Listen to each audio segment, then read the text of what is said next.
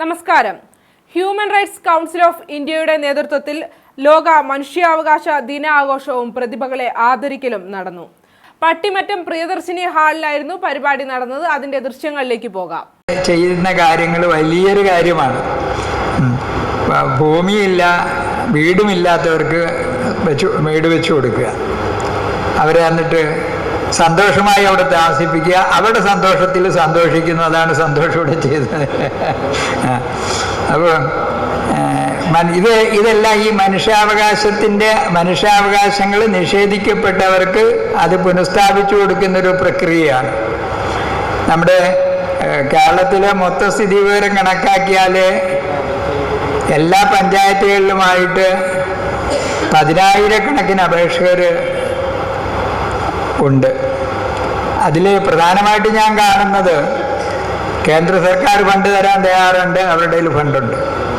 സംസ്ഥാന സർക്കാരിൻ്റെ കയ്യിൽ ഫണ്ടിന് ബുദ്ധിമുട്ടുണ്ട്, തദ്ദേശ സ്വയംഭരണ സ്ഥാപനങ്ങൾക്കും ബുദ്ധിമുട്ടുണ്ട്.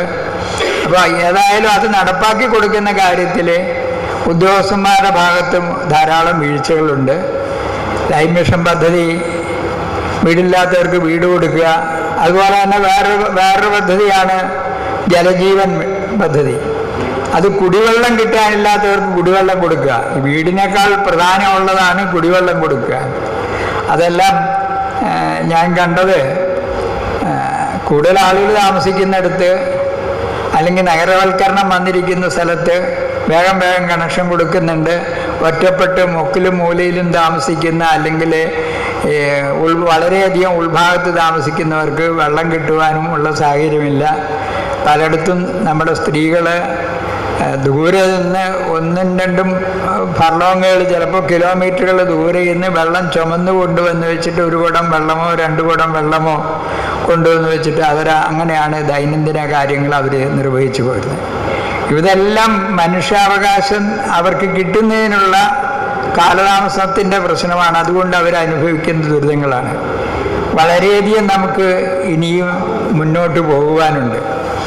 അപ്പോൾ ഈ നമ്മുടെ ജാക്സണും ഇതുകൂടെ ഇരിക്കുന്ന വേദിയിലിരിക്കുന്ന വ്യക്തികളുടെ എല്ലാം ആ മനസ്സ് ഇങ്ങനെ മനുഷ്യാവകാശം ലംഘിക്കപ്പെട്ടവർക്ക് സഹായം ചെയ്തു കൊടുത്ത് അവരൊപ്പം സമൂഹത്തിൽ കൈപിടിച്ച് ഉയർത്തിക്കൊണ്ടുവരണമെന്നുള്ളൊരു മനസ്സാണ്. അതൊരു തീർച്ചയായിട്ടും പ്രത്യേകം നമസ്കരിക്കേണ്ട അല്ലെങ്കിൽ അവരെ നമിക്കേണ്ട ഒരു മനസ്സുള്ള ആളുകളാണ്.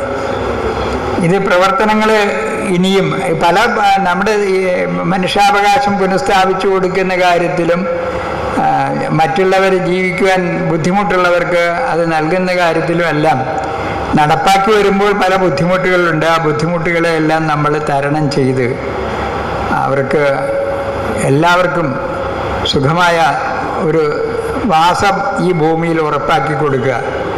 അതാണ് ഏറ്റവും പ്രധാനമായിട്ടുള്ള പ്രശ്നം. അതിൻ്റെ ഭാരവാഹികൾ വളരെ കഠിനമായി ഇനിയും പ്രവർത്തിക്കേണ്ടതുണ്ട്. ഇപ്പോഴും അവർ കഠിന പ്രയത്നം ചെയ്തുകൊണ്ടിരിക്കുകയാണ്. ഇങ്ങനെ തന്നെ ഒരു യോഗം വിളിച്ചു കൂട്ടി ഇതെല്ലാം നിങ്ങളുടെ എല്ലാം ചിന്തക്കും അതേ തുടർന്ന് സംവാദത്തിനൊക്കെ ഒരു സാഹചര്യം ഉണ്ടാക്കി കൊടുക്കുക എന്നുള്ളതും ചെറിയ കാര്യമല്ല, വലിയ കാര്യമാണ്. കാരണം നമ്മുടെ മനസ്സിൽ നമ്മൾക്ക് സൗകര്യം കിട്ടിക്കഴിഞ്ഞാൽ അല്ലെങ്കിൽ നമുക്കൊരു സുഖം കിട്ടിക്കഴിഞ്ഞാൽ മറ്റുള്ളവരുടെ സുഖത്തെപ്പറ്റി മറന്നു പോകുന്ന ഒരു രീതി പലപ്പോഴും ഉണ്ട്.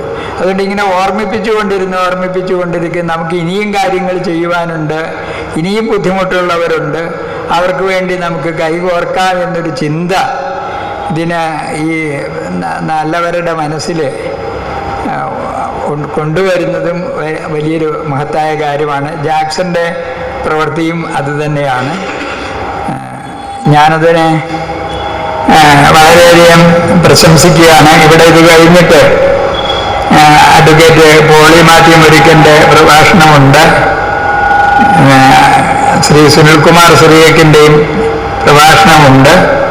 സ്വാമി വ്യാസചൈതന്യ, ഫാദർ ഏലിയാസ് കെ ഈരാളിൽ, അബ്ദുൽ ഗഫർ, ഇവരുടെ എല്ലാം പ്രഭാഷണം ഇന്നിവിടെ വെച്ചിട്ടുണ്ട്.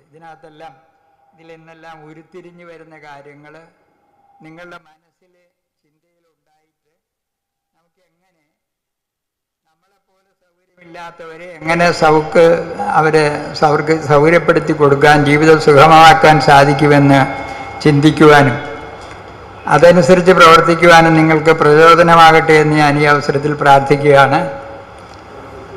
പലപ്പോഴും